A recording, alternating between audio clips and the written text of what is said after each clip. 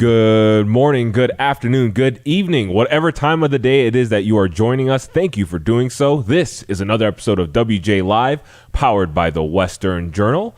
My name is Brian Chai. I am the Deputy Managing Editor of Features here at the Western Journal. To my left, we have our Deputy Managing Editor Editorial, Joe Sedian.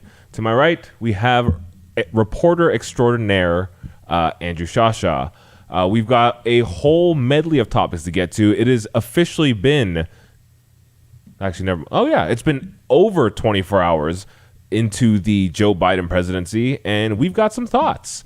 I am going to go ahead and start. So one thing I've noticed, guys, it's like I said, it's been just over 24 hours, and it seems that, Hollywood is happy now. They have all come out of the woodworks. They are excited again. They can stay in the country. Yeah, they can. They don't have to leave. They don't have to move to Canada. And I just want to touch on just the Democrats really tapped into this. I am a masochist, so I subjected myself to CNN's inauguration coverage last night just to see what was happening, and it was both cringeworthy and it's kind of gross to see the way Hollywood celebrities are all just fawning over him, over Joe Biden, how mainstream media networks, which I believe you talked about yesterday, are also just drooling over Joe Biden and his presidency, which is all of a day old. And it just made me really think about sort of the insulation of the Democratic Party. It genuinely stuns me seeing. I mean, say what you will about former President Donald Trump. He reached the masses. He, flyover country, middle America, however you want to describe it, everyday Americans. Trump reached them, and he really struck a chord with all those people. I mean, he had 74 million people vote for him. Like, that's not an insignificant number. And so seeing sort of I don't even know how to describe it. Just the back patting, the self congratulations of all these Hollywood elites, and seeing the Democrats tap into it.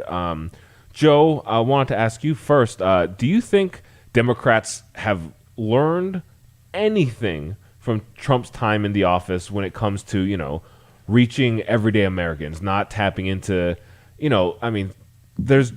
Aside from our looks, there's not much in common between me and Katy Perry or John Legend. I think you're about the same attractiveness level. No, thank you. I appreciate Perry that. Or John Legend, yeah. But yeah, it stuns me that these people who are so detached from the realities of everyday Americans, there are people out there genuinely struggling to just live day-to-day life.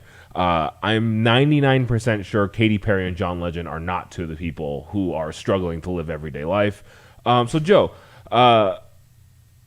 did the Democrats learn anything from Trump's ability to reach everyday Americans? And if not, what should they have taken away? So, I don't think they learned anything. I want to tweak your statement a little bit, right? Just in my opinion. You are an editor. Democrats they didn't learn anything because they have never been able to appeal to half of everyday Americans. They can appeal to the everyday Americans who live in the cities and, do city life and all that stuff, and those people love celebrities. They certainly appeal to them, and they're everyday Americans too. The everyday Americans of them, who these celebrities cannot appeal to are the people who live in heartland America, the people who really do not care about the Grammys and the Emmys and the Oscars and whatever stupid MTV movie choice whatever they have. You're so old, right? I know. I feel very old. So no, they didn't learn anything. They they kept going with the whole thing of we can appeal to half these people. Why should we want to appeal to the other half? And it's because they don't respect the other half. They don't think that their lives are. They don't think their ways of lives are worth anything. They don't think that if you live in a small town or if you are a farmer or something like that, that you add very much to America. And that's kind of the problem here. That's the root of the issue, I think. Yeah, Joe, you hit that out of the park. I think if they've learned anything from the Trump presidency, it's just that they hate flyover country and that they hate those kind of heartland Americans that you're talking about, and not just the Democrats either. It is these establishment folks have a an unbelievable distaste for their constituencies. We talked about this a little bit yesterday and the day before. The hosts talked about it 2 days ago. I wasn't on the show that day. But this idea that essentially, and don't get me wrong, I've voiced my distaste for some of the things that have been said and done by the Trump presidency, amid the Trump presidency. I don't know why I'm stumbling over my words here. But I certainly believe that he did some great things, and I certainly believe that, his audience was a group of people that felt like they had been ignored for a pretty long period of time, and he spoke to them. So if you don't like the way he spoke to them, you need to start learning to speak to those people a different way.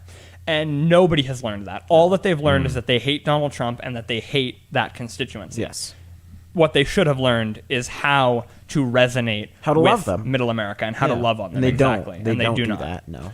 Yeah, I do wonder. It does feel like it's one of those things where, like I personally have always been able to compartmentalize. Like I recognize, Tom Hanks is a very good actor. Right. I enjoy watching him in movies.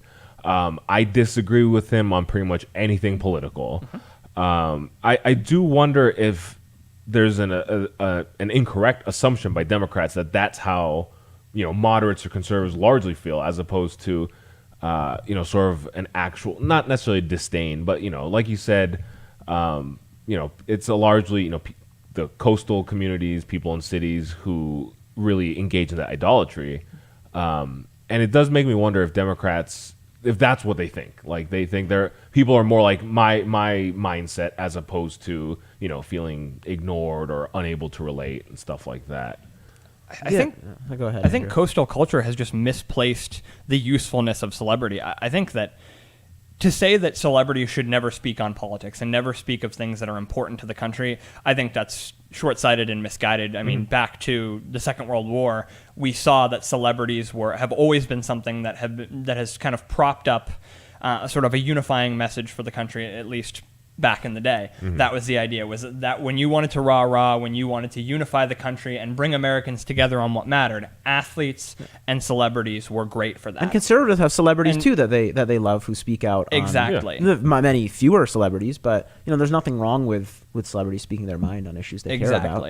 Exactly. And it's just, for some reason, they've relied on getting into the divisive instead of getting into the things that unify. And I think that's something, if we're hearing that Biden wants to unify, celebrities need to get on that message, and they need to start talking about unity as well. They need to stop, because the celebrity culture is another culture that has learned that they hate flyover country in this last however many years. They've really come into that. Yeah. So given the absolute celebratory nature of last night's inauguration festivities, and kind of establishing that we don't think Democrats have learned much, they've just dismissed all things Trump. They have not even bothered to try to learn what made Trump successful.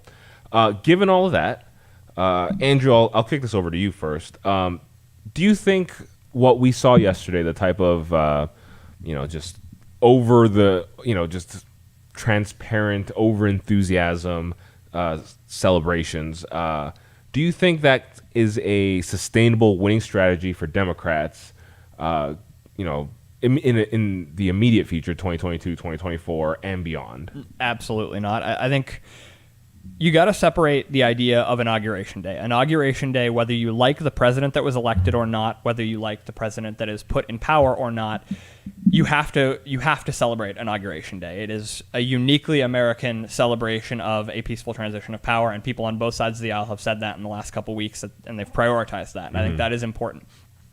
The celebratory nature around the specific leader from media, a group that is supposed to be a fourth estate that is adversarial to power, and from celebrity, people who are supposed to entertain and, by and large, like we said, avoid divisiveness, that is not sustainable whatsoever. I think, I mean, if you learned anything from the Obama years and the way that Trump kind of rose on that, I'm an outsider, I am with America, with mainstream America, with middle America, against celebrity and against media and against the people in power, that message resonated because people were sick of the slobbering love affair that was had with Barack Obama. And I think they're going to get sick of it far more quickly when it comes to Biden. Half of America is already sick of it. I think, and maybe there's a little hot take, but here we go. I think this is bad. What we're taught, we can agree that celebrities have lost touch with many Americans, but I do wonder whether the demographics say that it won't matter, because America is becoming more urbanized, right? Yeah. More people are moving to the cities. I think we can probably agree on that. So I do wonder, as culture shifts that way, will people care? Will people care about the Heartland Americans? I hope they do. I think that we have to have serious conversations about, okay, how do conservatives, attract people who live in the cities and, people like that. But I do wonder whether just the sheer demographics in terms of where people live is going to make that much of will hurt the Democrats that much. I mean, they won this time around, right? Yes. Yeah. And we've known about all of this terrible bias and this terrible celebrity fawning for decades, really. And I mean, it's gotten worse, but it's not a new thing, and they still won. So I think the question there becomes then, is like, how central is Trump to what happened in 2020? That's a great question. That's the question. If Donald Trump is is what drove Democrats to vote for Joe Biden, a common hatred of a Trump. common hatred of Trump, Yeah. then perhaps we will see people upset and the Democrats will fail on that behavior.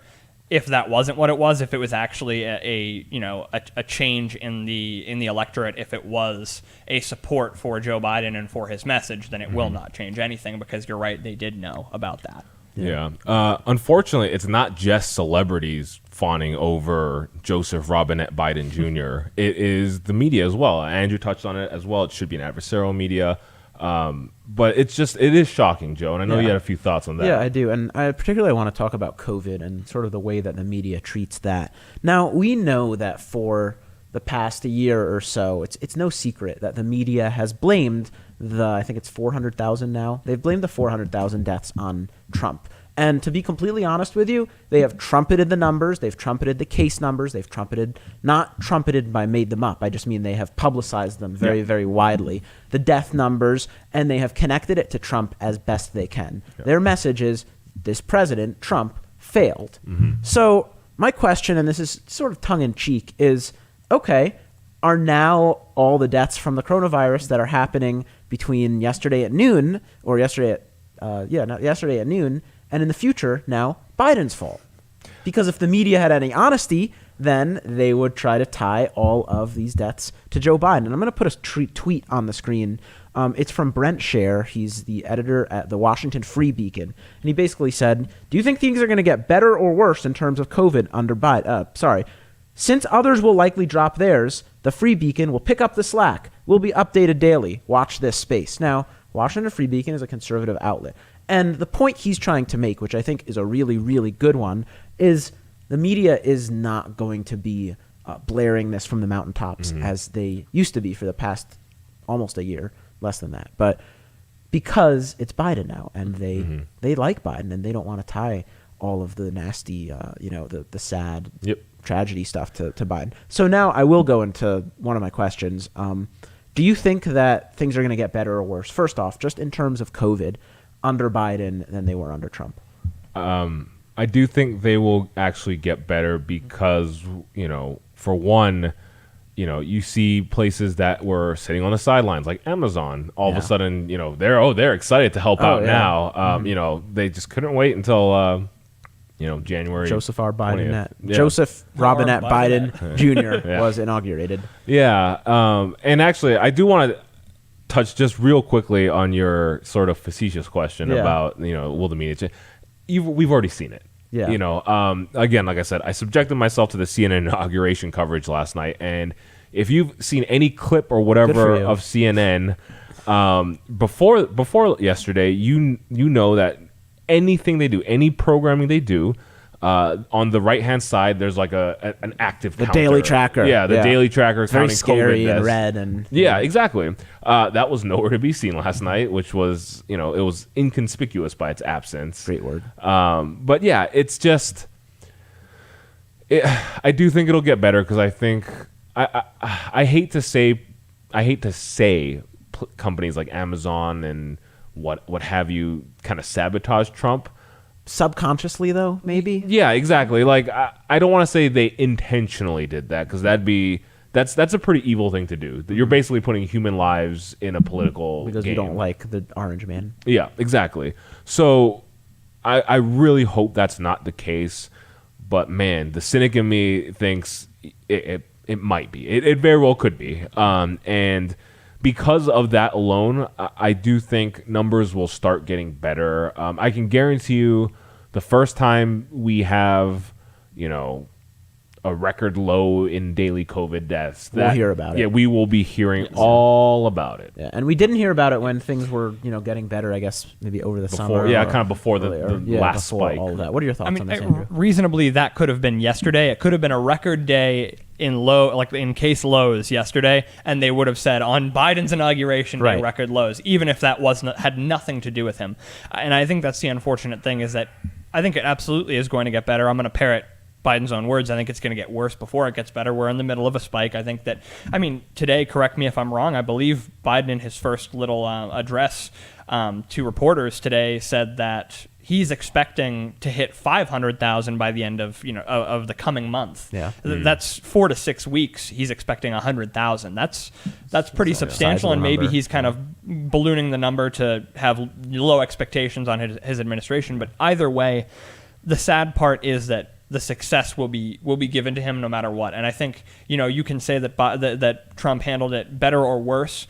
There's no question that the way that he deregulated, that there is absolutely a fact that the Trump administration helped with rushing out that vaccine. That's a celebration that should be bipartisan. We should be loving the way that this vaccine has been handled, and how quickly it has come out. But I think, unfortunately, it is going to be Trump got the unlucky situation and circumstance of being the president that got hit with a massive event. George Bush had the same problem with 9/11. How you handle, you're under the microscope when something major happens, and every detail that can be used against you by the media will be, and the successes will be given to the next guy. That brings up actually a really good question. I think it's a good question, if I do say so myself. That I had about what role can the president even have in how much of the successes and the failures are really on him. We live in a very divisive world, and we're always going to say this is the president's fault or this is a good job by the president. It's always black and white to us. But I guess my question is how much of an impact does the federal government, or should the federal government, have on something like a COVID response? They should have almost none, Exactly. and they've honestly had almost none. I mean, save for deregulating and trying to kind of figure out a good way to get information out from the state to the people about the response. Reasonably speaking, it should be. Is one of those times where I'm going to, the libertarian in me is going to come out for you, Joe, and say it's the market that's going to drive, and it did the change, and it did. It absolutely did. It banded together to get the masks done, whether you appreciate the masks or not. It banded together to build hospitals, whether you think they were necessary or not, and it has banded together to get these vaccines out, whether you plan to take them or not. Via what I think is a very important thing, which are public-private partnerships, which are the federal government says, we'll stay out of it, you figure it out, and then we will help you do what we got to do. And that's exactly what's happening now, and it's happening slower than we'd like. But what about you, Brian? To me, it does feel as if, and I've never really liked when Trump used to tout how good the stock market was doing. I was never a huge fan of that because I know how volatile the stock market is. It's yes, Trump absolutely had some influence on it, but that's also something very prone to just taking a nosedive. And I felt that way, and I do feel that way. Kind of the inverse of that with the way the media kind of portrayed coronavirus is all Trump's fault. Like that's just not true. Like this is a pandemic. There was. And I think Trump did a lot of stuff well early on. The what was it flights to China, right? Like he put that. He not a total total ban, but a pretty heavy yeah. restriction. Like some of the stuff Andrew talked about, deregulation, really helped out with that. But at the end of the day, and the one thing I do want to point out is that I really, really don't like when liberal or mainstream media outlets are talking about, oh, look at how South Korea did. They really put the kibosh on coronavirus. And it's just not. It's not an apples to it's comparing apples to oranges. Yes.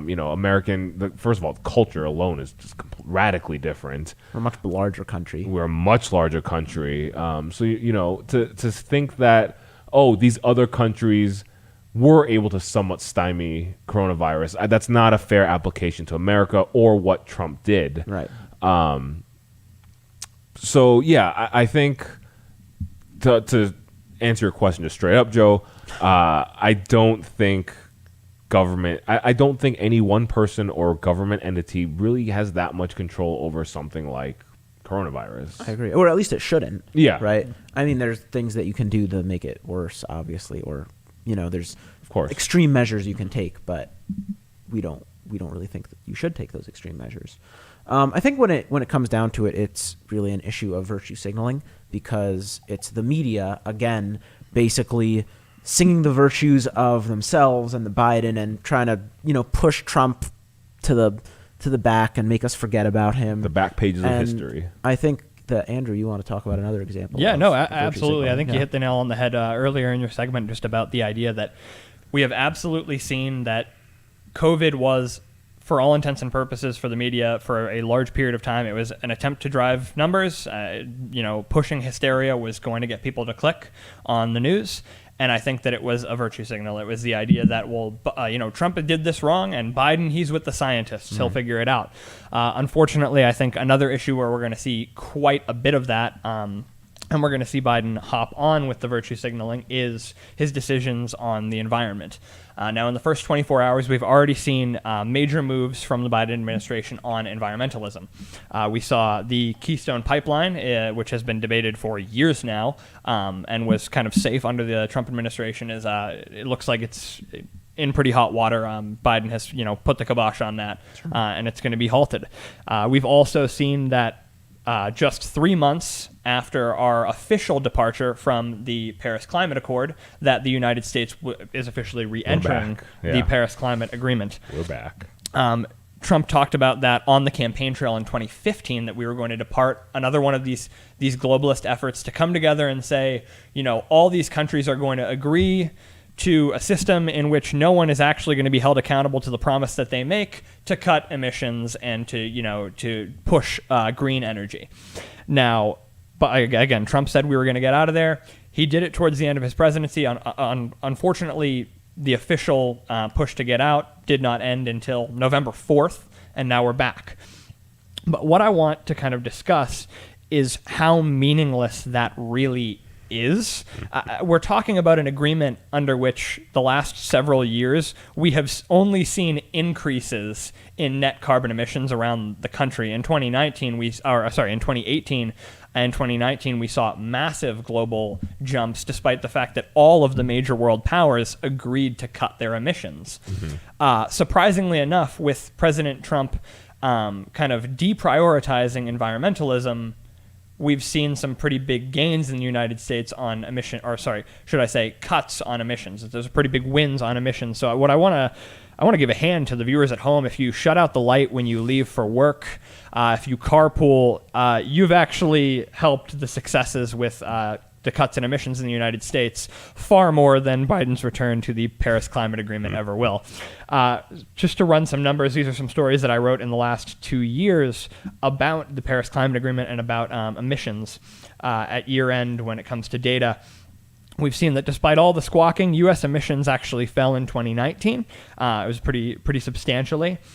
We've yet to see the full numbers from 2020, so I don't want to rely on those just yet. So the last year on record, 2019, preliminary estimates from the Rhodium Group found that greenhouse gas emissions fell by approximately 2.1% in the United States in 2019, a market increase from 2018.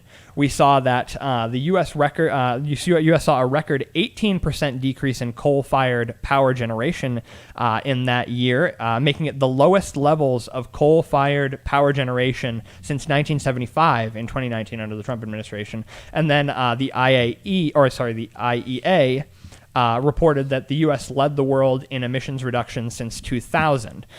Those are pretty substantial, gains for the Trump administration, some big wins for American power. We also saw that America kind of declared itself energy independent with some of the openings of leases for fracking in the United States on federal land. So I guess what I want to ask is this decision to re-enter the Paris Climate Agreement, and is it an attempt at globalist virtue signaling? Biden saying this return to normalcy is going to include us getting back into these foreign entities and foreign agreements and foreign bodies? Or do we really think we're going to meet the astronomical goals of the Paris Climate Agreement? No. It's a virtue signal. It's about as meaningful as a UN resolution, which is nothing, meaningless, zip.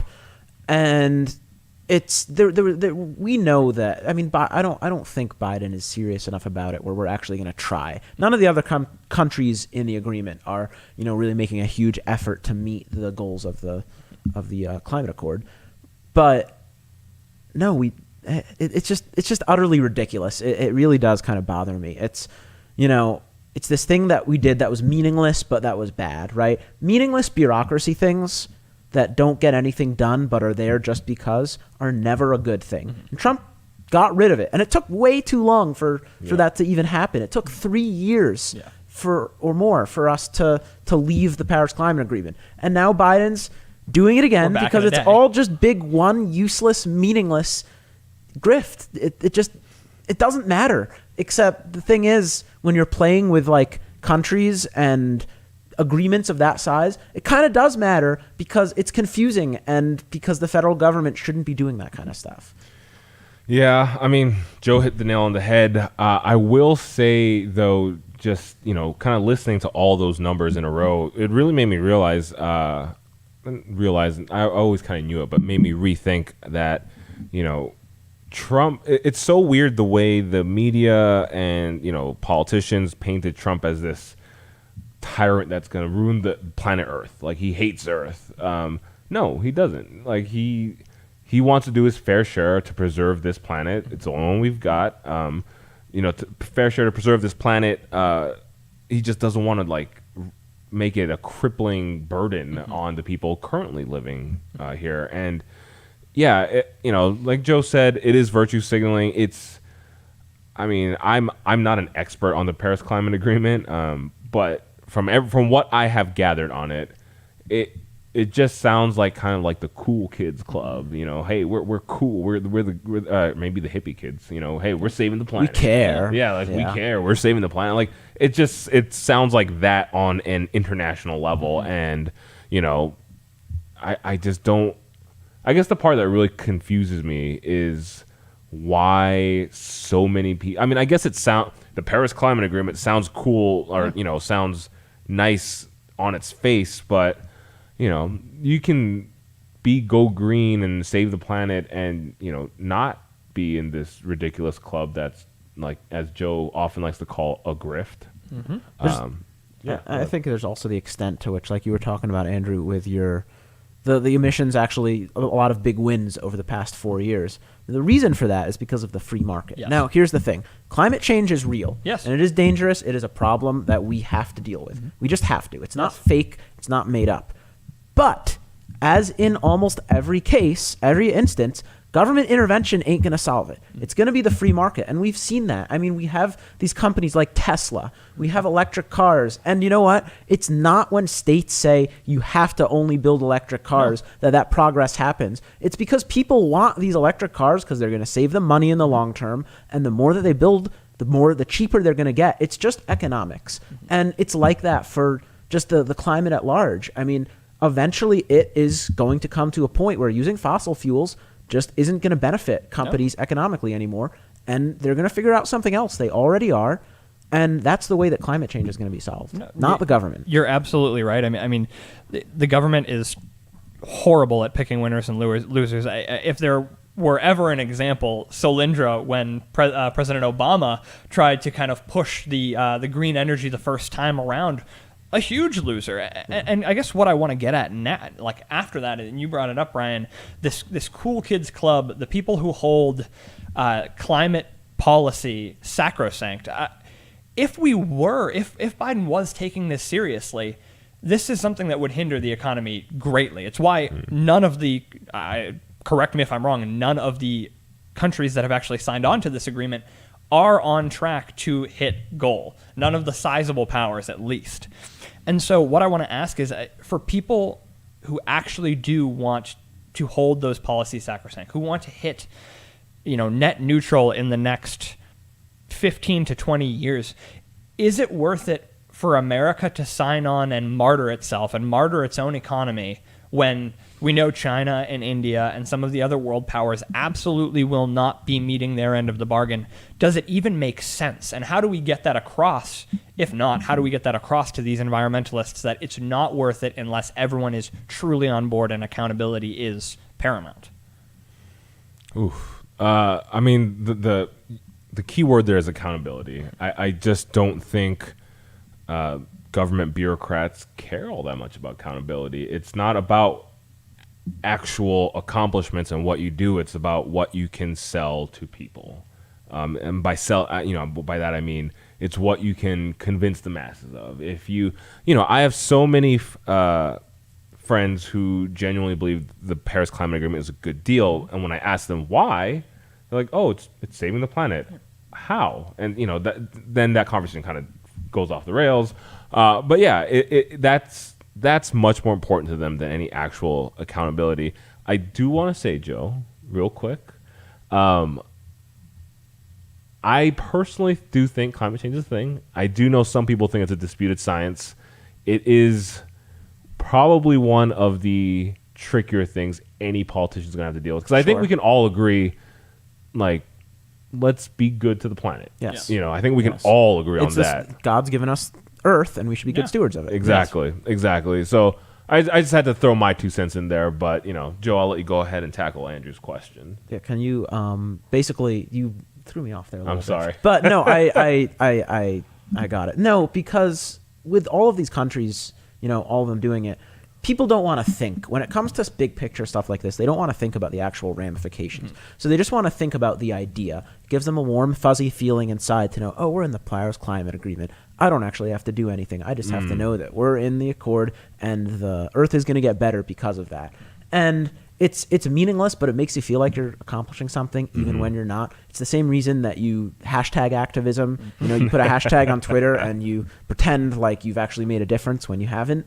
It's the same thing. It is just virtue signaling. And I think that to kind of close us out, I think that's the most concerning thing. If there is any concerning thing that we can agree upon departing the Trump era and that kind of anti-establishment era for a minute, whether it comes back or not, following Biden, it's that. It's, the TSA, the surveillance state, the foreign wars, the things that these partisans seem to be able to agree on, these bureaucrats seem to be able to agree on, is that we should make policy that makes us feel good, even if it doesn't make us do good or be good.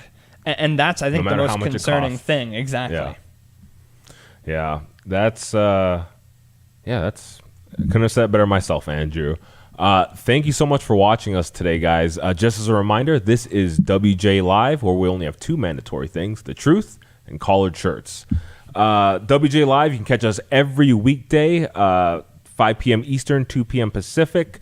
If you're listening to us on audio, please do us a huge favor. Go to youtube.com/WJ Live. Click the subscribe button. That way you're always notified when our newest episodes are up. And make sure to hit the bell. Ding. To those of you who are already watching us on YouTube, you can also do us a favor by going to however you prefer to listen to your podcast, whether it's Apple, Spotify, what have you. Go there, subscribe, do us a huge favor, leave us a 5-star review. That will help us get out to more people who need the truth. And finally, you can help support real journalism by going to westernjournal.com/join. That way you can subscribe to us. That will directly help us get you more stories, more shows. Any way we can get you the truth, we will really appreciate that as well. Have a wonderful, what's today, Thursday? Have a wonderful Thursday, everyone. And we will see you tomorrow for another episode of WJ Live. Bye-bye. Hey guys, huge story. We need a fresh card. Let's red label it. Roll as fast as we can. All right, on it. Sounds good. All right, guys, we got a red label breaking story. Can we get a picture for that? And can we try to get that out in the next 20 minutes? I want eyes on it as soon as possible. On it, Joe. 2 more minutes and we'll be live. Sam, we're going to need a slot for that story, so figure out what you want to bump. Ashley, we're going to want to translate it into Spanish yesterday. Sí, señor. We can slide it in at 2:30. It should be going out here in about 10 minutes.